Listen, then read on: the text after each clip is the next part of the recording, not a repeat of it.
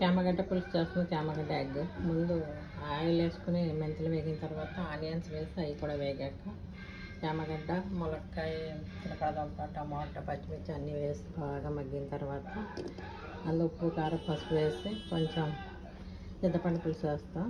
ఇదంతా బాగా దగ్గర ఉడికాక చామగడ్డ ఎగ్ పులుసు రెడీ అవుతుంది.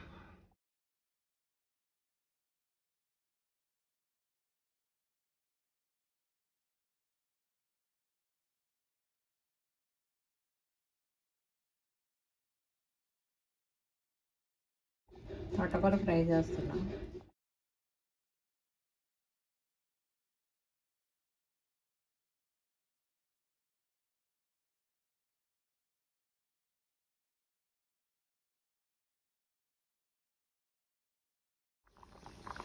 చామగడ్డ ఎగ్ పులుసు, తోటకూర ఫ్రై.